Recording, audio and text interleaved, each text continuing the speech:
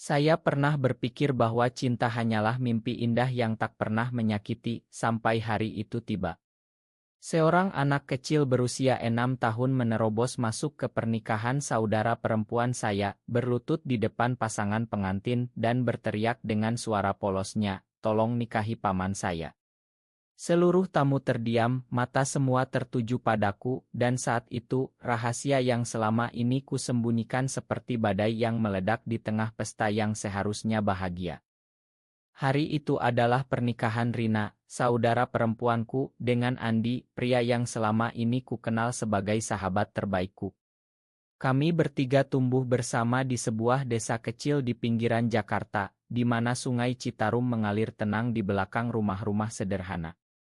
Aku, Ari, adalah adik bungsu yang selalu diam-diam mengagumi Andi sejak remaja. Tapi di Indonesia, di mana norma masyarakat masih kaku seperti akar pohon beringin, aku menyimpan perasaan itu rapat-rapat, takut akan penolakan dan celaan. Andi, dengan senyumnya yang hangat dan mata yang penuh kebaikan, adalah sosok yang membuat hatiku berdegup kencang setiap kali kami bertemu.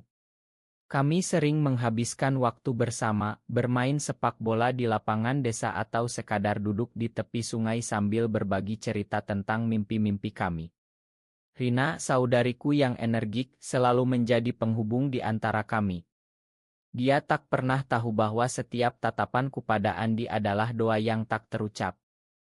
Anak kecil itu adalah Adi, keponakanku, anak dari Rina dari pernikahan sebelumnya yang gagal. Adi begitu dekat denganku, dia sering tidur di rumahku ketika Rina sibuk bekerja di pabrik tekstil. Suatu malam, tanpa sengaja, Adi melihatku menangis sambil memeluk otot Andi. "Kenapa paman nangis?" "Paman suka Om Andi ya?" tanyanya polos. Aku terkejut, tapi tak bisa bohong pada mata kecilnya yang penuh rasa ingin tahu. Sejak itu, Adi menjadi sekutu kecilku, meski dia tak sepenuhnya mengerti apa arti cinta sesama jenis di negeri ini. Dia hanya tahu bahwa pamannya bahagia ketika bersama Om Andi. Dan hari pernikahan itu, Adi yang seharusnya duduk manis di bangku tamu, tiba-tiba berlari ke depan altar di masjid desa kami. Tamu-tamu bergumam, "Rina memucat," dan Andi. Mata Andi bertemu denganku penuh kebingungan yang mendalam. Setelah kejadian itu, pesta berubah menjadi kekacauan. Orang tua kami marah besar, menyalahkanku atas pengaruh buruk pada Adi. "Kau sudah merusak hari bahagia Rina," bentak ayahku di depan semua orang. Aku hanya bisa menunduk, air mata menetes tanpa suara. Andi menarikku ke samping, di belakang tenda pesta yang dihiasi lampu-lampu warna-warni khas pernikahan Jawa. "Ari, apa yang Adi maksud? Kenapa dia bilang begitu?" tanyanya, suaranya gemetar. Aku tak bisa lagi menyembunyikan. Dengan suara parau, aku mengakui semuanya, bagaimana aku mencintainya sejak lama, bagaimana aku rela mundur ketika dia memilih Rina, dan bagaimana Adi tahu rahasiaku. Andi terdiam, wajahnya memerah. Aku tak tahu, Ari. Aku pikir kita hanya sahabat. Kata-katanya seperti pisau yang menusuk, tapi di balik itu ada keraguan di matanya yang membuatku berharap. Malam itu, setelah pesta usai dengan suasana tegang, aku pulang sendirian ke rumah kecilku di pinggiran desa. Hujan deras mengguyur Jakarta, seolah langit ikut menangis atas nasibku. Adi datang keesokan harinya, memelukku erat. "Ma, paman. Adi cuma mau paman bahagia." Aku tersenyum pahit, mengusap rambutnya. Tapi kejadian itu membuka pintu bagi percakapan yang selama ini tertutup. Andi mulai sering datang ke rumahku bukan sebagai saudara ipar, tapi sebagai seseorang yang mencoba memahami. Kami berbicara panjang lebar tentang perasaan, tentang masyarakat yang tak selalu menerima, dan tentang mimpi-mimpi yang tertunda. Di tengah hiruk-pikuk kota Jakarta, dengan lalu lintas yang macet dan suara klakson yang tak henti, kami menemukan kedamaian dalam obrolan-obrolan malam. Andi menceritakan bagaimana dia juga pernah ragu atas perasaannya sendiri, bagaimana norma keluarga memaksanya memilih jalan aman dengan menikahi Rina. Rina, saudariku, awalnya marah besar. Dia merasa dikhianati, tapi lambat laun dia melihat betapa dalamnya ikatan antara aku dan Andi. Kau layak bahagia, Ari. Tapi ini rumit, katanya suatu hari, sambil menyeduh kopi tubruk di dapur rumah kami. Konflik mulai muncul ketika keluarga besar mengetahui. Paman dan bibi dari desa asal kami di Jawa Tengah datang menuntut penjelasan. Ini dosa. Kau harus pergi dari sini, seru mereka. Aku merasa terpojok, tapi Andi berdiri di sisiku. Ini bukan dosa, ini cinta, balasnya tegas, meski suaranya gemetar. Saat itu, aku sadar bahwa perjuangan kami baru saja dimulai. Di tengah tekanan itu, cinta kami mulai bersemi, seperti bunga lotus yang tumbuh di air keruh Sungai Citarum. Kami mulai bertemu diam-diam di kai-kai kecil di Jakarta, di mana nobody cares about woman saring atable. Andi bercerita tentang impiannya membuka usaha kecil, sebuah warung makan khas Sunda, dan aku mendukungnya sepenuh hati.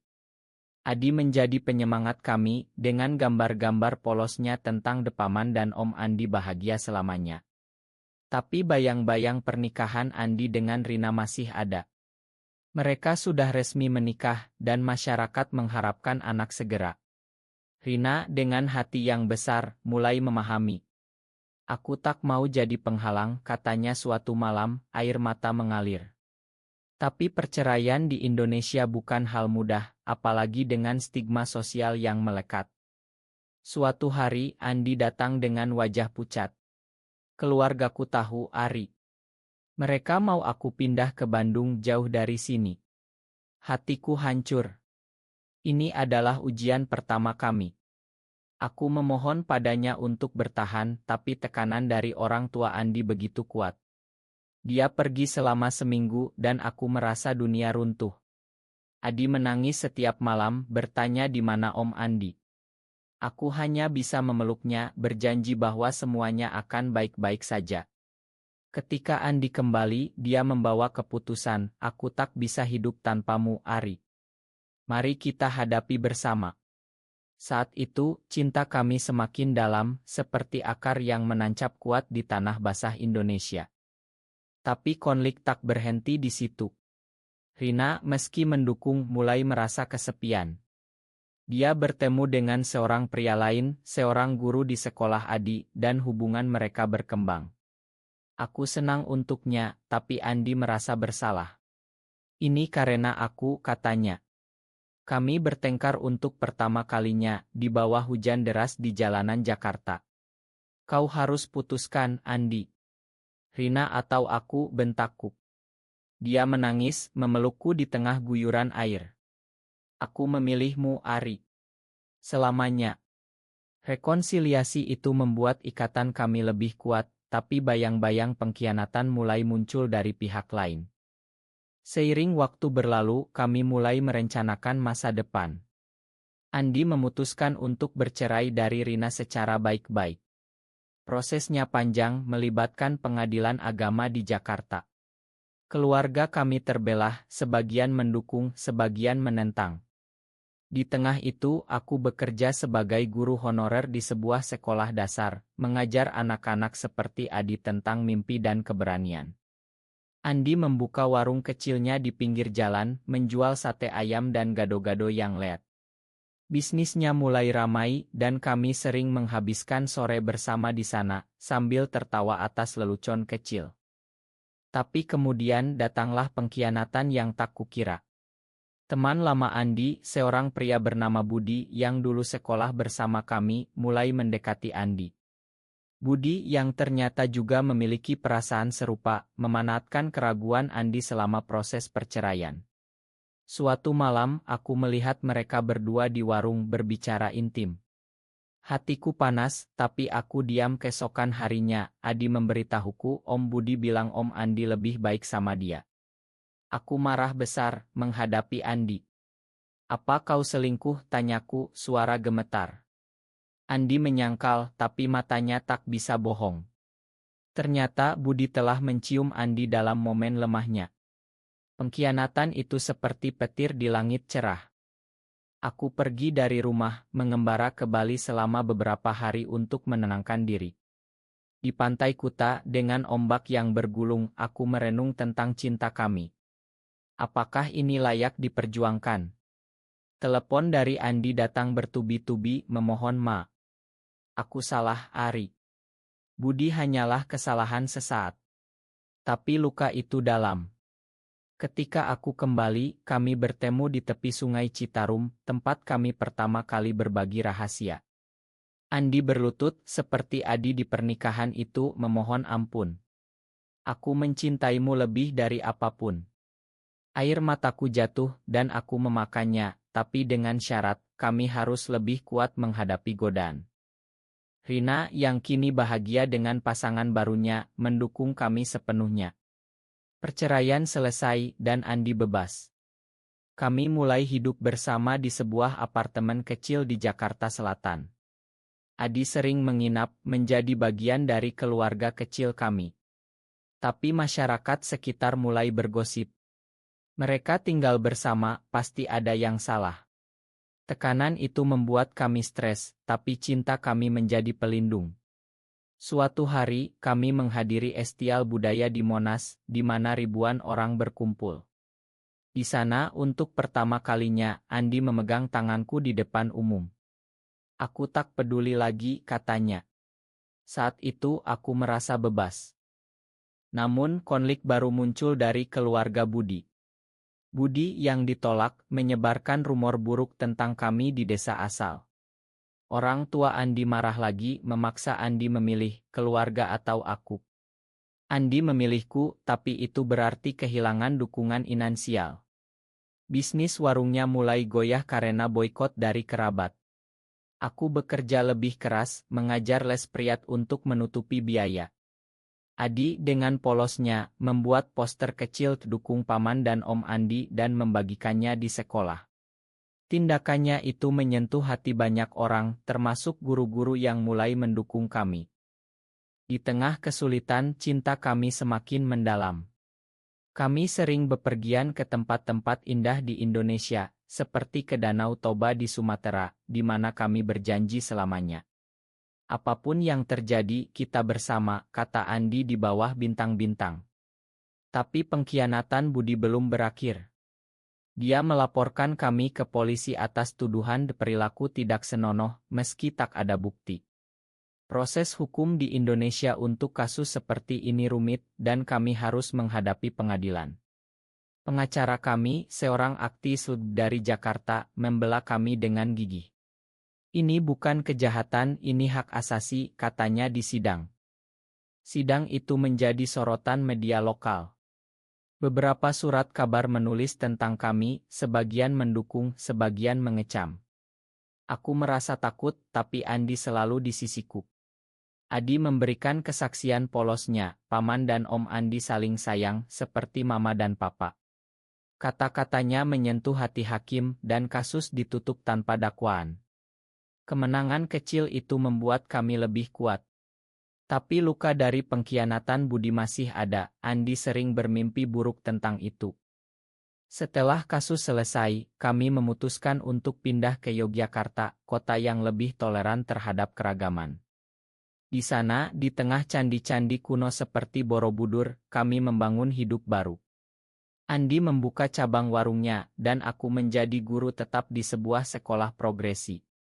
Adi ikut pindah bersama Rina dan pasangan barunya, membuat keluarga kami semakin lengkap.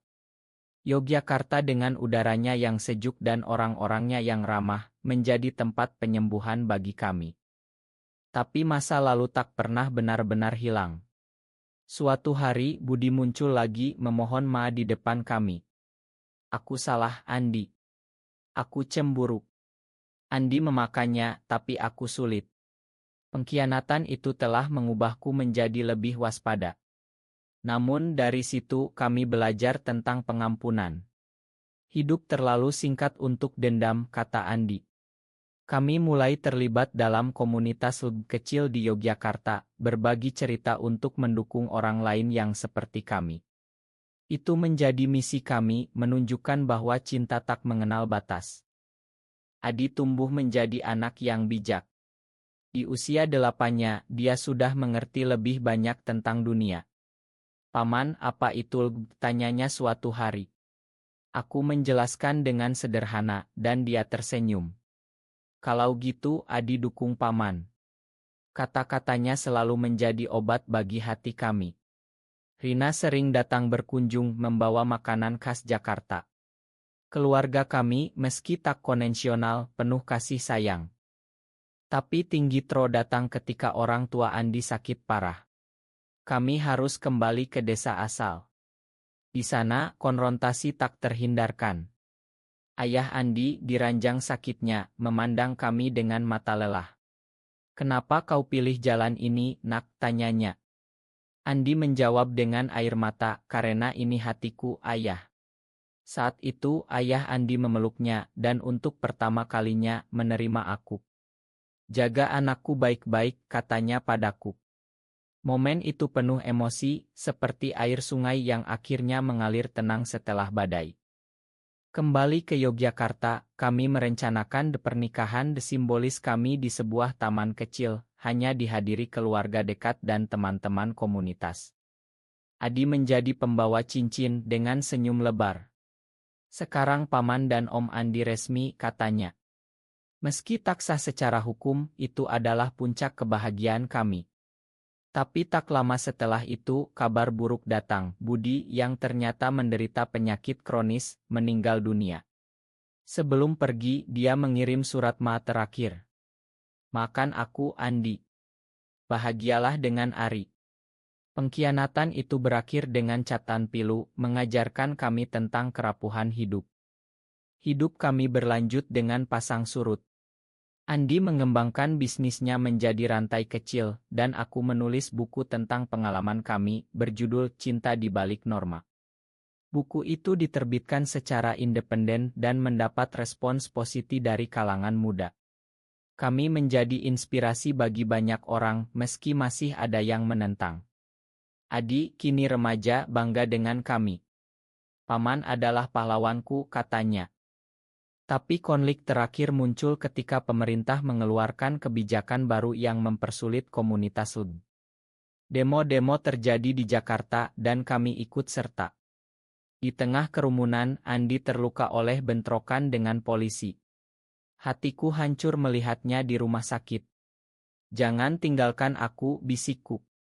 Andi tersenyum lemah, aku tak akan pernah. Pemulihannya panjang, tapi itu memperkuat ikatan kami. Dari situ, kami memutuskan untuk lebih fokus pada keluarga daripada aktivisme besar. Tahun-tahun berlalu, dan kami tumbuh tua bersama. Adi lulus kuliah, menjadi seorang psikolog yang membantu orang-orang dengan isu identitas. Rina bahagia dengan keluarga barunya, memiliki 2 anak lagi. Kami sering berkumpul di rumah kami di Yogyakarta, makan malam bersama sambil bernostalgia. Ingat hari pernikahan itu, tanya Rina sambil tertawa. Adi menirukan aksinya dulu, membuat semua tertawa. Tapi di balik kebahagiaan, ada kerinduan. Andi sering bermimpi tentang desa asal, tentang orang tua yang telah tiada. Aku rindu mereka, katanya.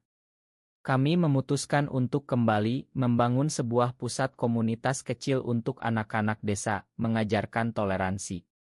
Di sana, kami diterima dengan hangat oleh generasi muda, meski yang tua masih ragu. Itu menjadi warisan kami, mengubah norma perlahan. Suatu hari, Adi datang dengan kabar, dia akan menikah dengan seorang gadis yang mendukung nilai-nilai kami.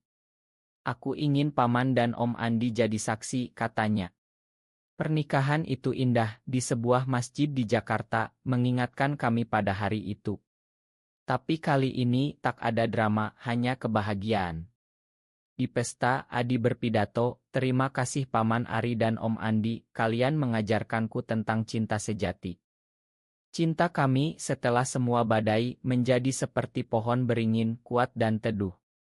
Kami sering duduk di teras, memandang matahari terbenam di Gunung Merapi. Apa kau menyesal, tanyaku suatu sore. Andi memegang tanganku, tidak pernah. Kau adalah segalanya. Momen-momen seperti itu penuh romansa, meski usia kami tak lagi muda. Tapi nasib berkata lain. Andi didiagnosis kanker. Berita itu seperti petir. Kita lawan bersama, kataku meski hati hancur. Pengobatan di rumah sakit di Jakarta mahal, tapi kami punya dukungan dari komunitas. Adi dan Rina selalu di sisi kami. Di malam-malam panjang, Andi bercerita tentang mimpi kami dulu, tentang warung kecil dan sungai Citarum. Janji ya Ari, kau harus terus hidup bahagia. Perjuangan itu Gaicin, ada hari-hari ketika Andi lemah, tapi semangatnya tak pernah pudar. Aku merawatnya dengan penuh kasih, seperti dia merawatku dulu. Di tengah itu aku menulis surat-surat cinta untuknya, membacanya setiap malam. Kau adalah cahaya hidupku, tulisku. Andi tersenyum dan kau adalah jiwaku.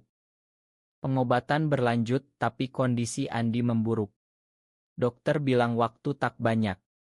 Hatiku remuk, tapi aku kuat demi dia. Kami menghabiskan waktu terakhir di Bali, di pantai yang indah, seperti impian kami. Di sana, di bawah sinar matahari, Andi berbisik, terima kasih atas segalanya, Ari. Cinta kita abadi. Air mataku tak terbendung. Kembali ke Yogyakarta, Andi pergi dengan damai, dikelilingi keluarga. Pemakamannya sederhana, tapi penuh doa dari teman-teman. Aku merasa kosong, tapi warisannya hidup dalam diriku.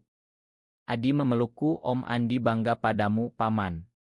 Aku melanjutkan pusat komunitas, membantu orang lain menemukan cinta mereka. Tahun demi tahun, aku hidup dengan kenangan. Bukuku menjadi bestseller, menginspirasi generasi baru. Di usia tua, aku sering duduk di tepi sungai, mengingat Hope pertama, anak kecil yang mengubah segalanya. Cinta kami, meski penuh konflik dan pengkhianatan, berakhir dengan pesan personel, cinta sejati menang atas segala. Akhirnya, di hari ulang tahun Adi yang ke-30, aku diundang ke rumahnya. Di sana, dia memperkenalkan anaknya yang dinamai Andi kecil. Ini untuk Om Andi, katanya. Aku menangis bahagia melihat lingkaran hidup kami lengkap. Cinta tak pernah mati, ia berlanjut melalui generasi. Kini aku hidup tenang, tahu bahwa perjuangan kami tak sia-sia. Di Indonesia yang perlahan berubah, cerita kami menjadi harapan. Dan setiap kali melihat matahari terbit, aku berbisik, terima kasih, Andi.